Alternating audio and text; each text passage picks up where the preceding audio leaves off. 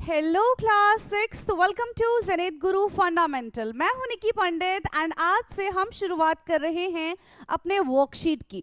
जैसा कि आपको पता है कि हमने एनसीईआरटी की पूरी बुक लाइन बाय लाइन भी कवर कर ली है, साथ ही साथ हमने सारे चैप्टर का वन शॉट भी कंप्लीट कर लिया एंड इसके बाद हर एक चैप्टर के हमने मल्टीपल चॉइस क्वेश्चंस भी कंप्लीट किए। ठीक है, अब हम आ गए हैं अपने फाइनल रिवीजन पे, यानी कि अब आपको डेली, ठीक है, जो भी आपका टाइम टेबल है उसके अकॉर्डिंग आपको वर्कशीट्स मिलेंगी।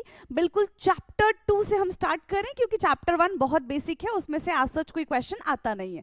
ठीक है, चैप्टर 2 से हम शुरू कर रहे हैं। सारे के सारे चैप्टर यहाँ पे हम कवर करेंगे एंड जो भी आपके एग्जाम में आ रहा है आप उस चैप्टर की स्पेसिफिक वीडियोस देख सकते हैं। तो क्या क्या चीजें हमने कवर की है सबका लिंक मैं आपको डिस्क्रिप्शन में दे दूंगी एंड ऊपर आई बटन पे भी कुछ इंपॉर्टेंट वन शॉट में लगा दूंगी, तो आप वहां से जाके वन शॉट को देख सकते हैं। Okay, so let's start today's class and इस वर्कशीट में आपको क्या क्या चीजें मिलने वाली है।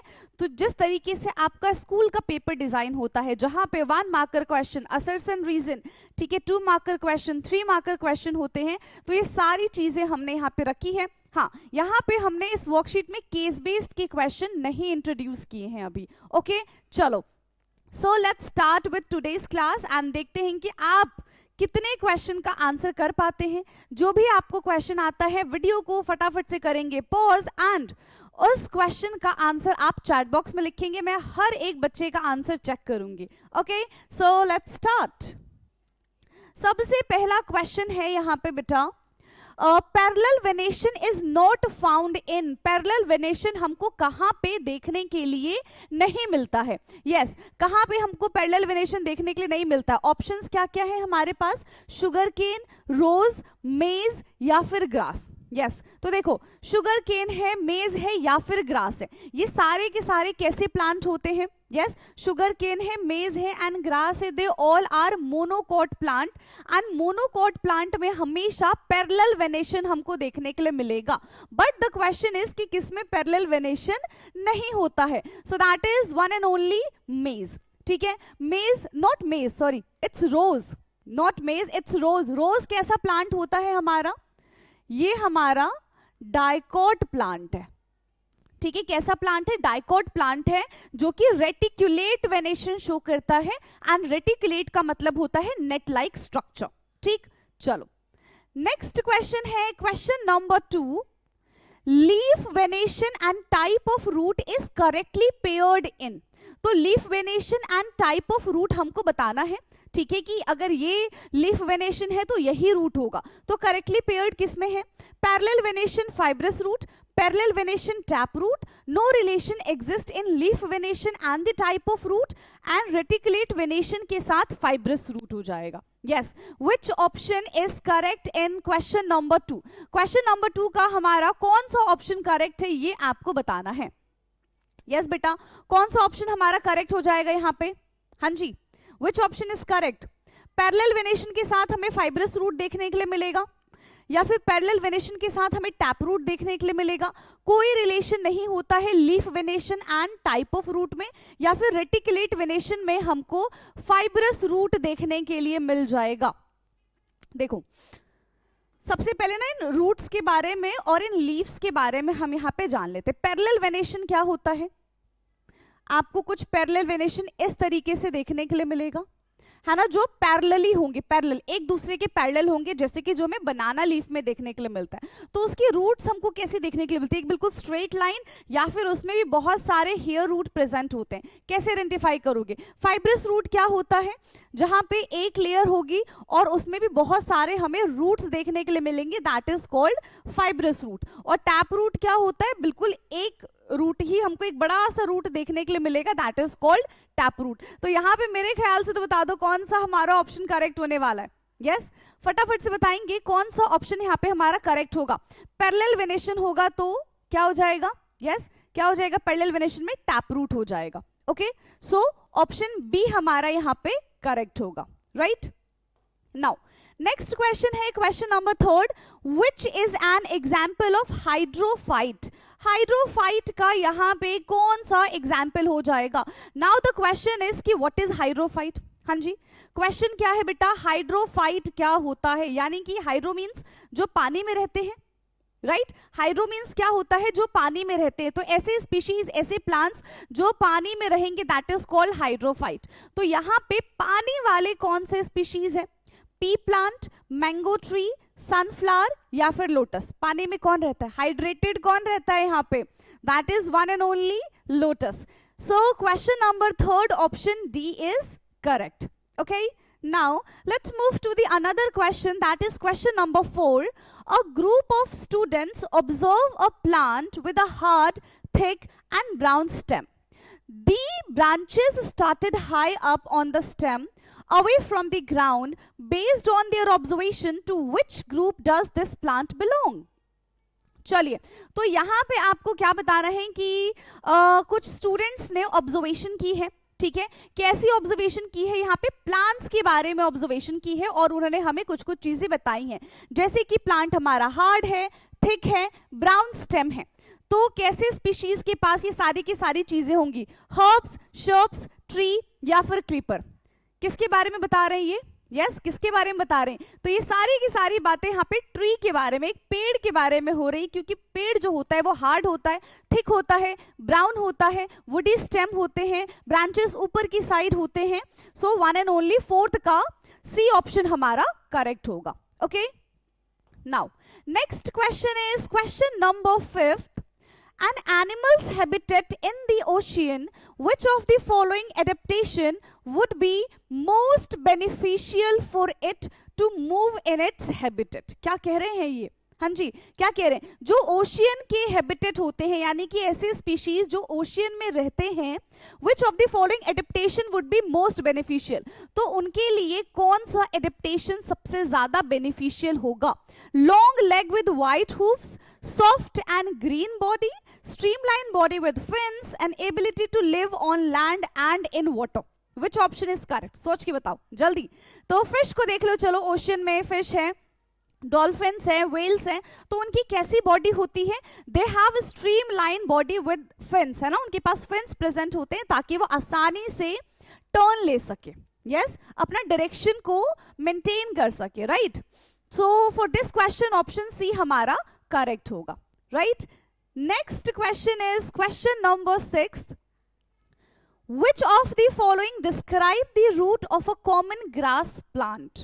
ठीक है, इसमें से common grass plant को कौन describe कर रहा है? A single main root with small side root, a bunch of similar size thin root, one large thick root that store water, and roots that grow only above the ground. Yes. क्या हो जाएगा, describe the root of the common grass plant, common grass plant. So अगर हम grass के बारे में बात करें तो ग्रास इज मोनोकॉट प्लांट, ठीक है। ग्रास कैसे प्लांट होते हैं, मोनोकॉट प्लांट होते हैं। एंड यहाँ पे क्या होता है कि जब आपने ग्रास देखा होगा ना, तो एक ही साइड पे बहुत सारे गुच्छे होते हैं ग्रास के, है ना। सो उसको कौन डिस्क्राइब करेगा, bunch of similar size thin roots, right. Option B इसका करेक्ट हो जाएगा for this question. Okay, now next question है हमारा question number 8. Which of the following is a direct consequences of habitat damage? किनकी वजह से हमारे हैबिटेट में डैमेज हमको देखने के लिए मिल सकता है, हमारे हैबिटेट में चेंज हमको देखने के लिए मिल सकता है। So increase in biodiversity, decline in the population of some animal, enhanced food source for all species, and unnecessary growth of new plant. तो किसकी वजह से हमें क्या देखने के लिए मिल सकता है, डैमेज देखने के लिए मिल सकता है। तो देखो, जब भी कोई स्पीशीज कम होती है, जिस भी स्पीशीज की पॉपुलेशन कम हो जाएगी, एंड अगर कोई अदर स्पीशीज उस पर डिपेंड कर रही है, तो उसकी वजह से हमारा बायोडाइवर्सिटी डायरेक्टली अफेक्ट होगा। सो फॉर दिस क्वेश्चन हमें कौन सा ऑप्शन करेक्ट है भाई, यस हमारे लिए कौन सा ऑप्शन करेक्ट हो जाएगा, that is one and only option C, decline in the population of some animal, right. बढ़िया, नेक्स्ट क्वेश्चन है अब हमारा question number 8. So a student observe a plant with a soft green and thin stem that can be bent easily. The plant is shorter than the student, ठीक है भाई, आपके height से ना छोटा ही प्लांट है हमारे पास, ठीक है। Which of the following plant is a good example of this type of plant. Yes, तो ये किस टाइप के प्लांट के बारे में यहाँ पे डिस्कशन हो रहा है, किस टाइप के प्लांट के बारे में यहाँ पे बात हो रही है। ऑप्शन है नीम, रोज, टमेटो एंड मैंगो। तो देखो नीम और अगर मैंगो की बात करें भाई, ये तो बहुत बड़े बड़े पेड़ होते हैं, है ना। ये तो हमारे हाइट से कितने लंबे होते हैं, हम बड़े भी हो जाएंगे तो भी हमारी हाइट को मैच नहीं कर पाएंगे, मतलब हम इनकी हाइट को मैच नहीं कर पाएंगे, ठीक है। रोज की अगर हम बात करें तो देखो रोज के प्लांट भी ना बड़े बड़े से होते हैं, ठीक है। यू आर इन 6th, तो भी आप छोटे से हो, है ना, तो आपसे भी छोटा कौन सा प्लांट होना चाहिए, that is one and only tomato का प्लांट। कौन सा प्लांट होना चाहिए बेटा, टमेटो का प्लांट होना चाहिए। सॉफ्ट होते हैं, ग्रीन होते हैं, ठीक है, तो और आपकी हाइट से छोटे होते हैं, ठीक है। चलिए नेक्स्ट क्वेश्चन है, question number 9th। So assertion reason का क्वेश्चन है। असर्शन है it is important to group plant and animal. Yes, is it important? Of course it is important, है ना। अगर हम प्लांट्स और एनिमल्स को ग्रुप नहीं करेंगे तो जब बहुत आप छोटे रहे होंगे या फिर आपके आगे आने वाली जो जनरेशन है या फिर कोई भी छोटा बच्चा है, आप उसको कैसे कैटेगराइज करके बताओगे, हाँ, कि ये प्लांट की कैटेगरी में आएंगे, ये एनिमल्स की कैटेगरी में आएंगे, तब तो आप कंफ्यूज हो जाओगे ना। या फिर कोई छोटा बच्चा होगा वो तो और ज्यादा कंफ्यूज हो जाएगा। दैट्स वाई हमें ग्रुप करना चाहिए, बहुत इंपॉर्टेंट है grouping.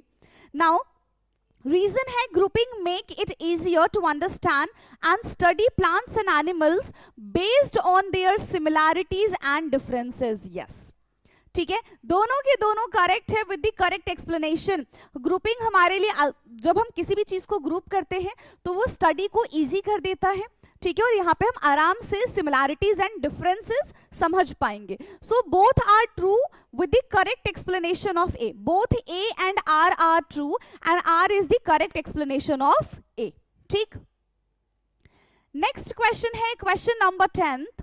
Assertion is the biodiversity of a region is influenced by its environmental condition. Biodiversity of a region is influenced by its environmental condition. तो biodiversity जो है वो किस पे अफेक्ट होती है? यस, किसकी वजह से इन्फ्लुएंस होती है? एनवायरमेंट की वजह से इन्फ्लुएंस होती है, एनवायरमेंटल कंडीशंस की वजह से इन्फ्लुएंस होती है। And the reason is special features that enable a plants और animals to survive in a particular region is called adaptation. इसको हम एडेप्टेशन कहते हैं। देखो दोनों बातें कहीं ना कहीं सही हैं, है ना, आपको भी लग रहा है ना, ये भी करेक्ट है, ये भी करेक्ट है, but not the correct explanation. एक दूसरे को ना जस्टिफाई नहीं कर रहे हैं, है ना, सही तो है बट जस्टिफाई नहीं कर रहे, रीजन सही नहीं बता पा रहे हैं। So both are true but R is not the correct explanation of A, ठीक है, दोनों के दोनों करेक्ट है but not the correct explanation, right. चलिए नाउ अब हम यहाँ पे 2 मार्कर क्वेश्चन पे आ जाते हैं। So how can you distinguish a shrubs from a herbs based on the characteristics of their stem. तो स्टेम की कैरेक्टरिस्टिक्स के बेसिस पे हमें herbs और shrubs को, ठीक है, herb एंड shrub को क्या करना है, डिफरेंशिएट करना है। तो अगर हम यहाँ पे herb के बारे में बात कर ले और यहाँ पे दूसरा क्या था, shrub के बारे में बात कर ले, तो कैसे डिफरेंशिएट करेंगे बेटा हम इनको? यस, हर्ब्स में क्या होता है, जो स्टेम होती है वो सॉफ्ट होती है, ग्रीन होती है एंड टेंडर होती है ना। Stem is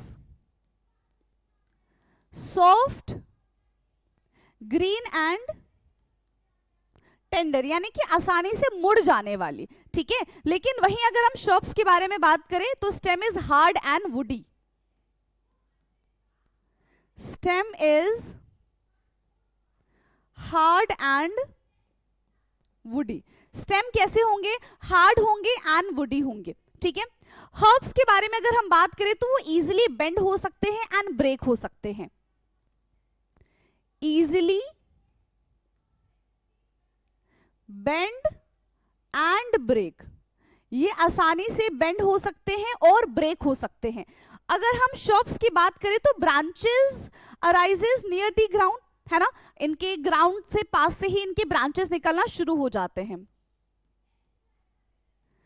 branches arises near the ground, arises near the ground, बिल्कुल ग्राउंड के पास से ही इनकी ब्रांचेस आना शुरू हो जाती हैं। एग्जाम्पल्स देखिए, अगर हम हर्ब्स के बारे में बात करें, सो दैट इज टमेटो, है ना, टमेटो हो गया। स्पिनच हम लिख सकते हैं ना, पसंद है कि नहीं है बता दो, पसंद हो नहीं हो लिख देते हैं, है ना। चलो, एंड अगर हम शॉप्स की बात करें तो एग्जाम्पल क्या हो जाएंगे, रोज प्लांट जो कि आपकी हाइट से बड़े होते हैं, है ना। और कौन सा प्लांट हो जाएगा शॉप्स में, और हिबिस्कस का प्लांट, ठीक है, हिबिस्कस का प्लांट, ठीक है। तो ये था हमारा 2 मार्कर क्वेश्चन, तो इतना आपको लिखकर आना ही आना है एग्जाम में, राइट। चलो ठीक है, नाउ नेक्स्ट है हमारा, what is the significance of the streamlined body and fins of a fish, how does this related to its habitat। तो यहाँ पे हम फिश के बारे में बात करें कि क्या सिग्निफिकेंस है फिश के स्ट्रीमलाइन बॉडी होने का, है ना, एंड वो उसके हैबिटेट में कैसे रिलेट करता है, कैसे हेल्प करता है, ठीक है। तो अगर हम फिश के स्ट्रीमलाइन बॉडी के बारे में बात करें, that is very important, adaptation, जो उनको पानी में रहने में मदद करता है, सिंपल सी बात है, जो उनको एक्वेटिक हैबिटेट को एक्वायर करने में, वहां पे रहने में हेल्प करता है, ठीक है। So streamline body and fins, streamlined body and fins help fish, streamlined body and fins help fish to adapt a aquatic life, ठीक है, वो उसको एक्वेटिक लाइफ को अडेप्ट करने में हेल्प करता है। जैसे कि हम यहाँ पे क्या लिख सकते हैं, जो स्ट्रीमलाइन बॉडी होती है ना, वो रेजिस्टेंस रिड्यूस करती है पानी में, ठीक है। A streamlined body help to reduce resistance from water, ठीक है, help to reduce resistance from water, जिससे फिश जो है वो आसानी से मूव कर सकती है, बहुत स्मूथली एंड बहुत क्विकली मूव कर सकती है, ठीक है। Allowing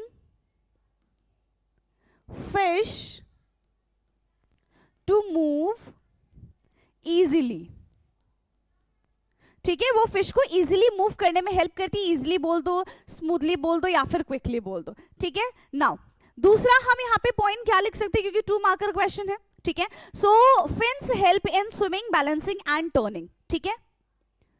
fins help in swimming, balancing and turning. So fins help in swimming, balancing and turning, ठीक है, and changing direction,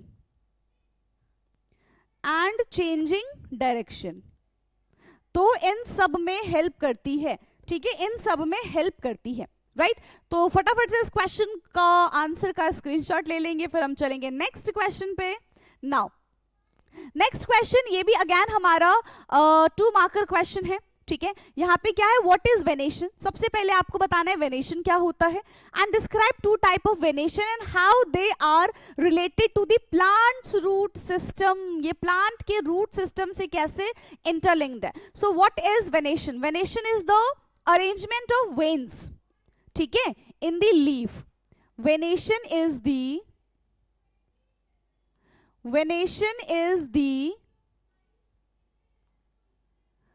arrangement, venation is the arrangement of leaf, arrangement of veins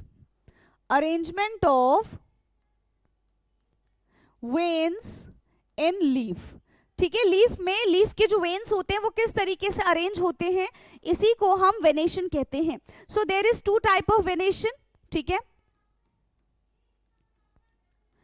type of venation, कितने type के venation है बेटा, दो type के venation है। कौन कौन से वेनेशन है? अभी हमने मल्टीपल चॉइस क्वेश्चन में भी देखा था। One is reticulate venation and second one is parallel venation. ठीक है, वन इज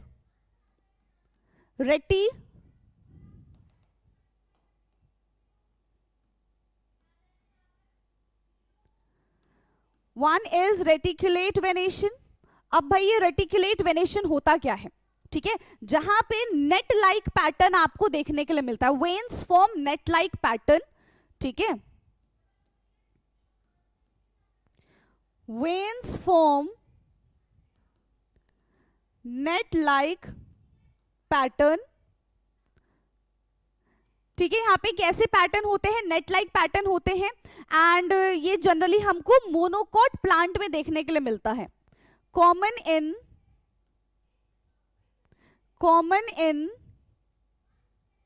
मोनोकॉट प्लांट। अब ये मोनोकॉट प्लांट कौन से होते हैं बेटा?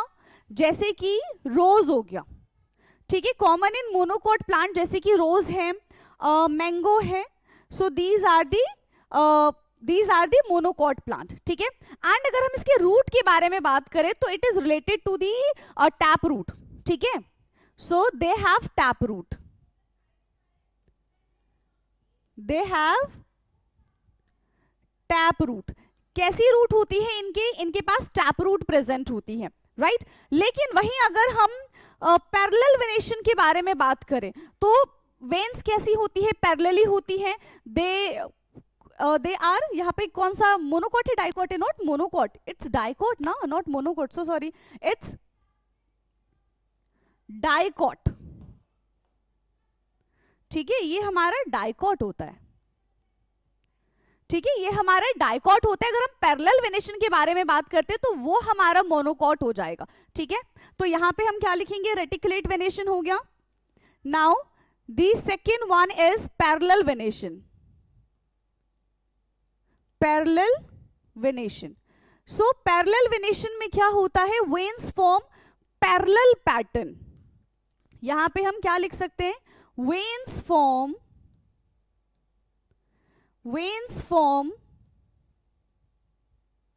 Parallel pattern.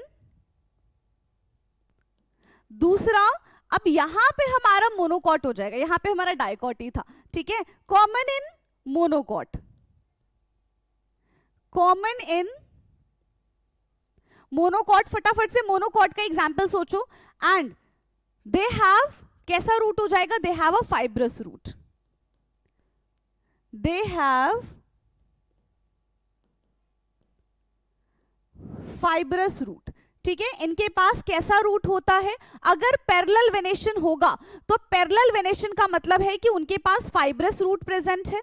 ठीक है, और अगर रेटिकुलेट होगा तो उनके पास टैप रूट प्रेजेंट हो जाएगा। एग्जाम्पल क्या है पैरेलल का? जैसे ग्रास हो गया, मेज हो गया। ठीक है, तो ये इसके एग्जाम्पल है। ग्रास है, मेज है। So these are the examples of the parallel venation. Clear? देखो इस क्वेश्चन को। ठीक है, फटाफट से इस क्वेश्चन को देख लो, फिर हम चलते हैं अपने नेक्स्ट क्वेश्चन की तरफ। नाउ द नेक्स्ट क्वेश्चन, अब यहां से हमारे 3 मार्कर क्वेश्चन स्टार्ट होते हैं। ठीक है, so question number 14 is explain how the features of cactus plant are an adaptation to its desert habitat। so basically जो रेगिस्तान वाले पौधे हैं, ठीक है, तो ये रेगिस्तान का ही पौधा है कैक्टस प्लांट, जिसका सिंगुलर क्या होता है? कैक्टाई, है ना। इसको हम क्या बोलते हैं? कैक्टाई बोलते हैं। So what are the features of the cactus plant? देखो, कैक्टस जहां पे ग्रो करता है, जिस एरिया में ग्रो करता है, अगर वहां पे हम कोई दूसरा प्लांट ग्रो कर देंगे तो मोस्ट प्रोबेबली वो प्लांट उस तरीके से ग्रो नहीं हो पाएगा। That means cactus plant have some features, ठीक है, जिसकी वजह से वो इस टाइप के एरिया में आराम से सर्वाइव कर पा रहा है। ठीक है, so of course they survive in the desert adaptation. ठीक है, एंड इनके पास कुछ ऐसे फीचर्स होंगे जिसकी वजह से ये इस टाइप के एनवायरनमेंट में सर्वाइव कर पाते हैं। Now what are those features? वो कौन कौन से फीचर्स है? सबसे पहला, इनके पास लीव्स नहीं होते, है ना। इनके जो लीव्स है, leaves are modified into spines. इनके जो लीव्स है वो किस में मॉडिफाई हो गए? स्पाइन्स में मॉडिफाई हो गए, पहली चीज। दूसरी चीज, इनके पास जो इनकी स्टेम होती है that is thick fleshy and green stem इनके पास प्रेजेंट होता है। And the third thing is vaccine coating होती है इनके ऊपर, जिससे ट्रांसपिरेशन वाला जो प्रोसेस है, जो लॉस ऑफ वाटर है, वो इतनी आसानी से नहीं होता। ठीक है, so these are the features that adapted by the cactus plant और the plant grow in desert area. ठीक है, so leaves are modified into spines। Leaves जो है वो स्पाइन्स में मॉडिफाई हो गए हैं। वाई? इसका क्या काम है? Because they reduce the water loss through the transpiration. They reduce the water loss, they reduce the water loss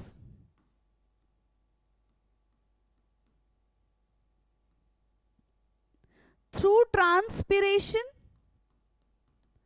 ठीक है, जब भी ट्रांसपिरेशन होता है तो जितना वाटर का लॉस होता है नॉर्मल लीफ में से, उससे कई गुना कम यहाँ पे पानी का लॉस होता है। And that also protect the plant from the animals. ठीक है, and that also protect plant from animals। अगर स्पाइन्स वाले प्लांट्स होंगे तो एनिमल्स इनको ईट करना पसंद नहीं करेंगे, है ना, उनको तो हरे भरे पत्ते चाहिए। ठीक है, और सेकेंड रीजन क्या है, अभी बताया था, thick fleshy and green stem होता है इनके पास। Thick fleshy and green stem होता है। तो ये thick fleshy and green stem क्या करता है, they store water and perform photosynthesis. ठीक, दे स्टोर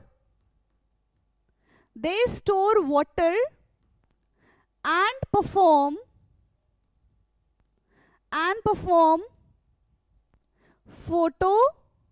फोटोसिंथेसिस। ये पानी को स्टोर करते हैं and they show photosynthesis, right. And the third one is, क्या बताया था थर्ड वन? हाँ जी, थर्ड वन क्या बताया था कि जो कैक्टस के प्लांट होते हैं वो और कैसा एडेप्टेशन शो करते हैं, waxing coating on the stem. इनके स्टेम पे वैक्सिंग कोटिंग होती है। ठीक है,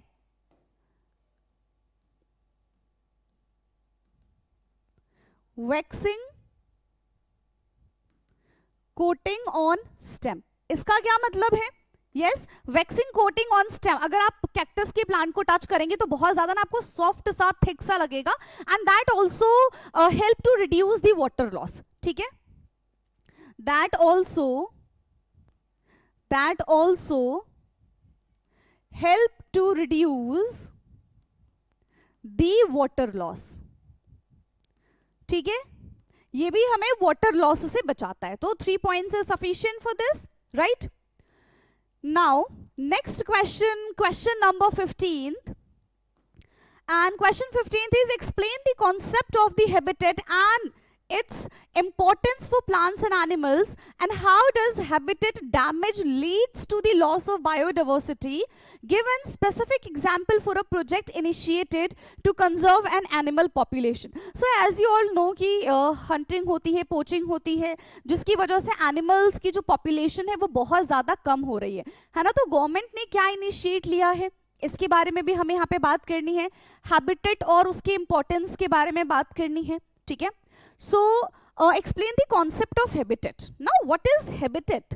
हाँ, एंड उसकी इंपॉर्टेंस क्या है? हैबिटेट क्या होता है बेटा? वो नेचुरल एरिया, वो नेचुरल रीजन जहाँ पे प्लांट्स और एनिमल्स ग्रो करते हैं, जहाँ पे प्लांट्स और एनिमल्स रहते हैं। जैसे कि अगर कोई आपसे पूछे कि व्हाट इज योर हैबिटेट, तो your house is your habitat ना, क्योंकि वहां पे आपको सारी की सारी चीजें मिल रही है। So that is your habitat. ठीक है, तो अगर कोई आपसे आपके हैबिटेट के बारे में पूछेंगे तो आप क्या जवाब दोगे? What is habitat? So habitat is the natural environment where plants and animals live and grow, है ना। The natural environment,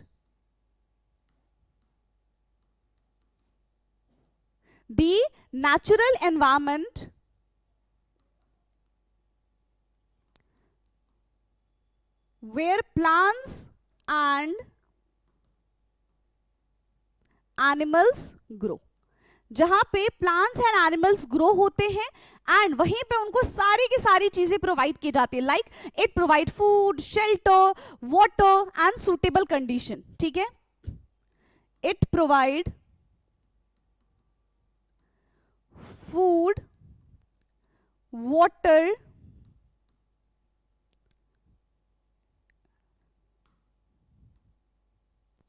shelter and suitable condition. ठीक है, suitable condition for reproduction. तो ये सारी की सारी कंडीशन से वहां पे प्रोवाइड की जाती है. इसी को हम क्या कहते हैं बेटा, इसी को हम हैबिटेट कहते हैं. ठीक है, इसी को हम हैबिटेट कहते हैं. जैसे कि प्लांट्स एंड एनिमल्स के लिए फॉरेस्ट आर दी हैबिटेट. ठीक है, प्लांट्स के लिए फॉरेस्ट उनका हैबिटेट है. एनिमल्स की अगर हम बात करें जैसे कि ओशन एनिमल तो पॉन्ड हो गया, लेक हो गया. कैक्टस के लिए डेजर्ट उनका हैबिटेट है. ठीक है, example, forest is habitat of plants. What? Forest is habitat of many animals. और टाइगर लिख देते हैं.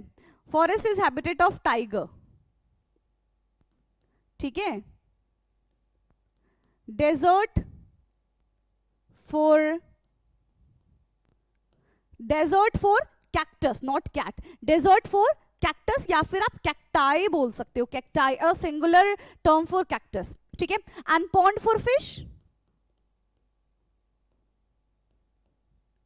And pond for fish. ठीक है, now what is the importance? Yes, biodiversity, not biodiversity, habitat का इंपॉर्टेंस क्या है? ठीक है, तो ये सर्वाइवल देता है हमको. यस, इंपॉर्टेंस के बारे में अगर हम बात करें, so what are the importance? So support survival of species, maintain ecological balance, है ना, support survival of species, maintain ecological balance, maintain ecological balance. And the third point what we have to write is, और क्या हमको लिखना है? ठीक है, how does habitat damage lead to the loss of biodiversity. अगर जो हमारा हैबिटेट है अगर वो डैमेज होता है तो उससे बायोडाइवर्सिटी को कैसे लॉस है ये हमको बताना है. So very important, effect of habitat leads to the loss of biodiversity. ठीक है, तो इफेक्ट ऑफ हैबिटेट डैमेज कैसे होता है? अगर हम यहां पे हैबिटेट डैमेज के बारे में बात करें एंड उससे होने वाले लॉस के बारे में बात करें, ठीक है, तो हम यहाँ पे क्या बता सकते हैं? क्या क्या लॉसेस होंगे बेटा? देखो, अगर किसी का हैबिटेट छिन जाता है या फिर खत्म हो जाता है, ठीक है, कैसे होता है? डिफोरेस्टेशन हो जाएगा, है ना. हैबिटेट डैमेज तो ऐसे ही होता है, डिफोरेस्टेशन हो गया, अर्बनाइजेशन हो गया, डिस्ट्रॉय ऑफ फूड सोर्सेज हो गया, घर यानी कि शेल्टर चला गया है. ठीक है, तो इन सब की वजह से जो हमारा हैबिटेट है वो डैमेज होता है and this cause decline in the population of many animals, many plants. इससे प्लांट्स और एनिमल्स दोनों के दोनों क्या हो जाते हैं? डिस्टिंक्ट हो जाते हैं, खतरे में आ जाते हैं. राइट, सो habitat damage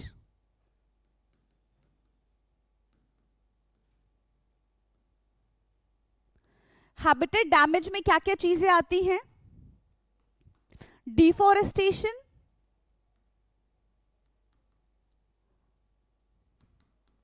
population, urbanisation,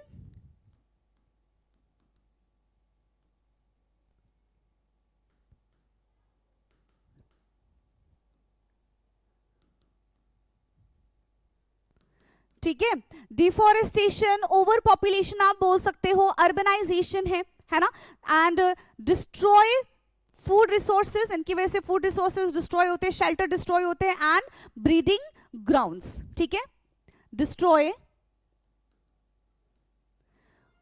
food resources destroy food resources,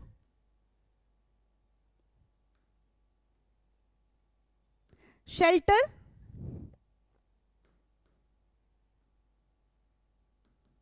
ठीक है, destroy food resources, shelter and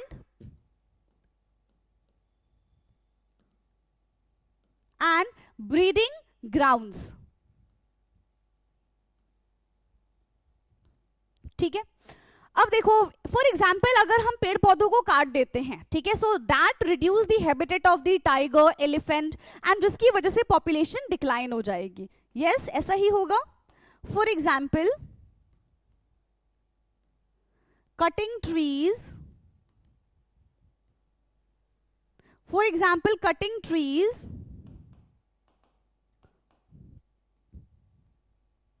may decline the population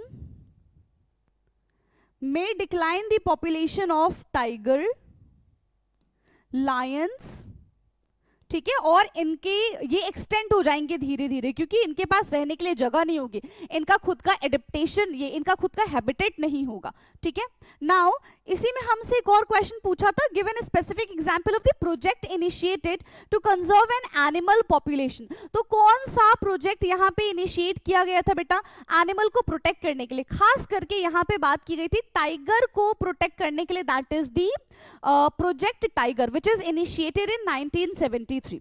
ठीक है, so the project was project tiger.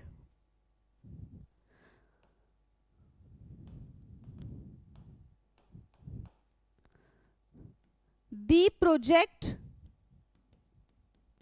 was project tiger. ठीक है, वो प्रोजेक्ट कौन सा था बेटा, प्रोजेक्ट टाइगर था, जहां पे हम टाइगर्स को प्रोटेक्ट करते थे. और ये कब इनिशिएट किया गया था, अभी मैंने आपको बताया, it is initiated in 1973 to protect the tiger population and their habitat. ठीक है, it was initiated in 1973 to protect